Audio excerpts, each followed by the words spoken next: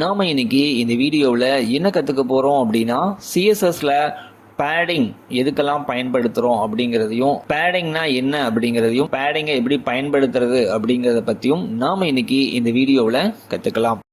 நம்ம already margin பார்த்தாச்சு. Margin அப்படிங்கிறது என்ன அப்படின்னா, நாங்கள் எடுத்து வச்சிருக்கிறேன். ஸோ நம்ம ஆல்ரெடி மார்ஜினில் ஒரு பாக்ஸ் கொண்டாந்துருந்தோம் இல்லையா? ஸோ அதுதான் இது.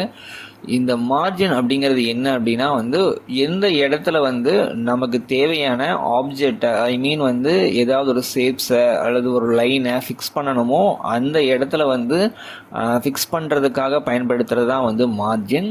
ஃபார் எக்ஸாம்பிள், நான் இன்ஸ்பெக்ட் எலமெண்ட்டுக்குள்ளே போய்க்கிறேன். ஸோ இங்கே கவனிச்சிங்கன்னா நம்மளுக்கு ஃபஸ்ட்டு லைனில் மார்ஜின் அப்படின்னு சொல்லி கொடுத்துருப்பாங்க. நம்ம நார்மலாக ஒரு பாக்ஸை க்ரியேட் பண்ணும்போது இந்த பாக்ஸுக்கு வெளியே இருக்கிற இந்த ஸ்பேஸ் இருக்கு இல்லையா? ஸோ இதுதான் மார்ஜின். மார்ஜினுக்கு அடுத்து என்ன இருக்கும் அப்படின்னா பார்டர் இருக்கும். இந்த ரெட் கலர் இருக்குது இல்லையா? ஸோ இதுதான் பார்டர். பார்டருக்கு அடுத்து இருக்கிறது தான் பேடிங். ஸோ நாங்கள் மேலே வைக்கும்போது க்ரீன் கலரில் காமிக்குது இல்லையா? இதுதான் பேடிங். அப்போ ஒரு பாக்ஸுக்குள்ள நம்ம ஒரு லைன் டைப் பண்ணும்போது உள்ள வரக்கூடியதான் பேடிங். அப்போ நம்ம எப்படி பேடிங்கை கொண்டு வரலாம் அப்படிங்கிறத பார்க்கலாம். HTML அண்ட் HTML க்ளோஸ் பண்ணியிருக்கிறோம். இதுக்குள்ள நம்ம ஸ்டைல் அப்படின்னு ஒன்று இருக்குது. அதை நாம எழுதிக்கலாம். ஸ்டைல் கீழே ஸ்டைலை க்ளோஸ் பண்ணிக்கலாம். அதுக்கு கீழே நம்மளுக்கு ஒரு பாக்ஸை நம்ம கிரியேட் பண்ணணும். முதல்ல அதுக்கு நம்ம என்ன பண்ணுறோம் அப்படின்னா பேராகிராஃப் டேக் நாம் எடுத்துக்கலாம்.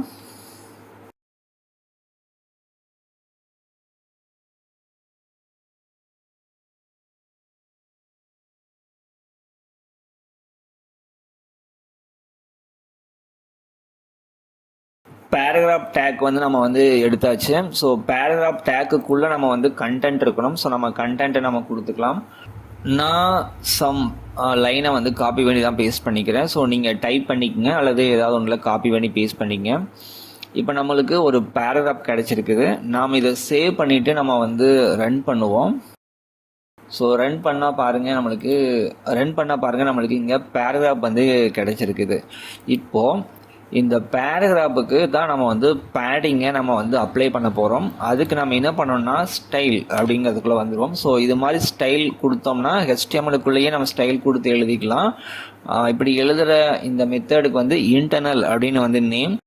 நான் ஸ்டைல் இங்கேயே கொடுத்துருக்குறேன். உள்ளே நான் என்ன பண்ணுறேன் அப்படின்னா பேராகிராஃபுக்கான டேக்கை ஃபஸ்ட்டு எடுத்துக்கலாம். எடுத்துட்டு நம்மளுக்கு என்ன தேவை அப்படின்னா இதை சுற்றி ஒரு பார்டர் தேவை. ஆல்ரெடி பேராகிராஃப் இருக்குது இல்லையா? அதை சுற்றி நம்மளுக்கு ஒரு பார்டர் தேவை. ஸோ நான் பார்டர் கொடுத்துக்கிறேன். 2 பிக்சல் சாலிட் ரெட் கொடுத்துக்கலாம். இப்போ நம்ம Ctrl+S கொடுத்துக்குவோம். கொடுத்துட்டு இதை நம்ம ரெஃப்ரெஷ் பண்ணிக்குவோம். ரெஃப்ரெஷ் பண்ணால் கவனிங்க, இதை சுற்றி ஒரு பார்டர் நம்மளுக்கு கிரியேட் ஆகிருக்குது. நெக்ஸ்ட்டு இதுக்கு நீங்கள் பேக்ரவுண்ட் கலர் வேணால் கொடுத்துக்கலாம்.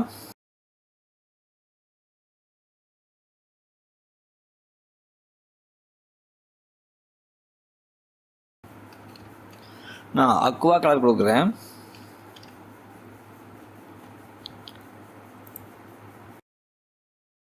இப்போ நம்மளுக்கு கலர் இங்கே ஆட் ஆயிருச்சு. நெக்ஸ்ட்டு நம்ம பார்க்க வேண்டியது பேடிங். பேடிங் நம்ம எவ்வளோ வேணுங்கிறத நம்ம இங்கே கொடுத்துக்கலாம். நான் 5 பிக்சல் அப்படின்னு சொல்லி கொடுக்குறேன். ஃபஸ்ட்டு நம்ம பேடிங்னா என்னென்னு தெரிஞ்சுக்குவோம். ஸோ இப்போ நம்ம ரெஃப்ரெஷ் பண்ணுறேன், உங்களுக்கே தெரியும். பேடிங் அப்படின்னா என்னென்னா ஒன்றும் இல்லை, இந்த பேராகிராஃபை சுற்றி வரக்கூடிய ஒரு ஸ்பேஸ் தான் பேடிங் அப்படிங்கிறது. நான் உங்களுக்கு அந்த சைஸை இன்க்ரீஸ் பண்ணி காமிக்கிறேன். அதை இன்க்ரீஸ் பண்ணும்போது அதுக்கான டிஃப்ரெண்ட் தெரியும். நான் 25 அப்படின்னு சொல்லி கொடுத்துக்கலாம். கொடுத்துட்டு இப்போது இதை ரெஃப்ரெஷ் பண்ணுவோம்.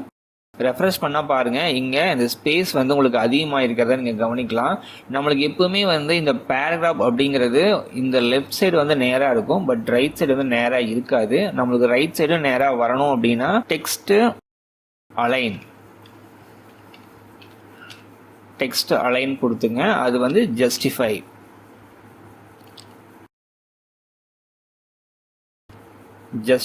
அப்படிங்கிறத கொடுத்துங்க. கண்ட்ரோல் எஸ் கொடுத்துட்டு ரெஃப்ரெஷ் பண்ணுங்க. ரெஃப்ரெஷ் பண்ணால் இப்போ பாருங்கள், நம்மளுக்கு இந்த ஸ்பேஸ் வந்து உங்களுக்கு கரெக்டாக இப்போ தெரியும். ஸோ இந்த பக்கமும் 25 பிக்சல், இந்த பக்கமும் 25 பிக்சல் வந்து உங்களுக்கு வந்திருக்கிறது உங்களுக்கு தெரியும். இந்த ஸ்பேஸை வந்து நீங்கள் வந்து அதிகரிக்க இப்போ நான் 50 பிக்சல் அப்படின்னு சொல்லி நான் கொடுக்குறேன் அப்படின்னா பாருங்க, இந்த சுற்றி இருக்கிற இந்த பேராகிராஃபை சுற்றி வெளியே இருக்கிற இந்த ஸ்பேஸ், இந்த பேராகிராஃப் இங்கே இருக்குது, இந்த பேராகிராஃபுக்கு இந்த அளவு ஒரு ஸ்பேஸ் இருக்குது இல்லையா, இதுதான் வந்து பேடிங். அப்போ வந்து மார்ஜின் அப்படின்னா என்ன அப்படிங்கிறது உங்களுக்கு ஒரு டவுட் வரும். ஸோ மார்ஜின் நம்ம ஆல்ரெடி பார்த்துருந்தோம் இல்லையா. மார்ஜின் அப்படிங்கிறது இந்த பார்டருக்கு வெளியே இருக்கிறது தான் வந்து மார்ஜினாக இப்போ அதை எடுத்துக்கும். இப்போது இந்த இடத்துல வந்து மார்ஜின் அப்படிங்கிறது எங்கே வந்துடும் அப்படின்னா வந்து இந்த பார்டருக்கு வெளியே வந்துடும். இப்போது நீங்கள் ஒரு மார்ஜின் கொடுக்குறீங்க அப்படின்னா இங்கே நான் கொடுக்குறேன், எங்கே கொடுக்கலாம், கீழே கொடுக்கலாமா, இந்த இடத்துல கொடுப்போம். மார்ஜின் ஒரு 100 பிக்சல் அப்படின்னு சொல்லி நம்ம கொடுத்துக்கலாம். ஸோ 100 பிக்சல்னு சொல்லியாச்சு, பட் என்னன்னு சொல்லவே இல்லை. ஸோ இங்கே டாப்ல இருந்தா பாட்டம்ல இருந்தா நான் சொல்ல, நான் டாப்ல இருந்து ஒரு 100 பிக்சல் வந்து தள்ளி வரணும் அப்படின்னு சொல்லி நம்ம கொடுக்குறோம். அப்போ என்ன ஆகுனா இந்த பாக்ஸ் வந்து 100 பிக்சல் தள்ளி வந்திருக்கும். இதுதான் நம்மளுக்கு ரைட் கிளிக் பண்ணி இன்ஸ்பெக்ட் எலமெண்ட் போய் பார்த்தீங்கன்னாலும் கொடுத்துருப்பாங்க. ஃபஸ்ட்டு இருக்கிறது வந்து மார்ஜின். ஒரு பாக்ஸை நம்ம வந்து ஒரு டிவ் பாக்ஸ் கிரியேட் பண்ணும்போது நம்மளுக்கு இந்த பாக்ஸுக்கு வெளியே இருக்குது இல்லையா, இதுதான் வந்து மார்ஜின். இதை தாண்டி ரெண்டாவது என்ன இருக்குதுன்னு வந்து பார்த்தீங்கன்னா வந்து பார்டர். இங்கே இருக்கிற ரெட் கலர் இருக்குது இல்லையா, இதுதான் வந்து பார்டர். பார்டருக்கு அடுத்து இருக்குது இல்லையா, அதுதான் வந்து பேடிங். இப்போ நான் வந்து இந்த மவுஸை மேலே வச்சோடனே பாருங்கள் க்ரீன் கலரில் மாறிடுச்சு. ஸோ இதுக்கப்புறம் வந்து பார்த்தீங்கன்னா வந்து பார்டர் மேலே வச்சோன்னா வந்து பார்த்தீங்கன்னா அது வந்து எல்லோ கலருக்கு மாறுது. ஆக்சுவலாக நான் அதை எடுத்துனா உங்களுக்கு டிஃப்ரெண்ட் தெரியும்னு நினைக்கிறேன். ஸோ இதுக்கு மேலே வச்சிங்கன்னா பாருங்கள் ஒரு ஆரஞ்சு கலர் மாதிரி வருது, இது வந்து மார்ஜின். ஸோ இங்கே கலர் காமிக்குது இல்லையா, இதே கலர் தான் இங்கேயும் காமிக்குது பாருங்கள். நான் இங்கே மவுஸை வைக்கும்போது இங்கே ஒரு கலர் காமிக்குது இல்லையா, அதே சேம் கலர் தான் இங்கேயும் காமிக்கும் பாருங்கள். மார்ஜினுக்கு அடுத்து பார்டர் மேலே வைக்கும்போது இந்த ரெட் கலர் மட்டும் வந்து நம்மளுக்கு எல்லோ கலர் மாறுது, நீங்கள் கவனிக்கலாம்.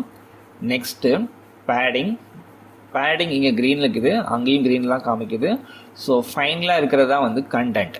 இந்த கண்டென்ட்டை மேலே நான் வைக்கும்போது ப்ளூ கலரில் செலக்ட் ஆகிருக்கிறத நீங்கள் கவனிக்கலாம். இப்படி தான் வந்து ஒரு பேடிங் அப்படிங்கிறது வந்து ஒர்க் ஆகுது. பேடிங் அப்படின்னா என்னன்னா, ஒரு பாக்ஸை நம்ம கிரியேட் பண்ணும்போது அந்த பாக்ஸுக்குள்ளே நம்ம டைப் பண்ணுறோம் அப்படின்னா அந்த டைப் பண்ணுறதுக்கும் மேலே இருக்கிற இந்த பார்டருக்குமான இடைவெளிகளை ஒரு ஸ்பேஸ் கிரியேட் பண்ணுறது தான் வந்து பேடிங். நாம் இன்னைக்கு இந்த வீடியோவில் என்ன கற்றுக்கிட்டோம் அப்படின்னா வந்து பேடிங்கை எப்படி கிரியேட் பண்ணலாம் அப்படிங்கிறதும், பேடிங்னா என்னன்னும் பேடிங்கை எப்படி கிரியேட் பண்ணலாம் அப்படிங்கிறத பற்றியும் கற்றுக்கிட்டோம். இந்த வீடியோ உங்களுக்கு புரிஞ்சிருக்குன்ட்டு நாங்கள் நம்புகிறோம். மற்றும் ஒரு வீடியோவில் சந்திக்கலாம்.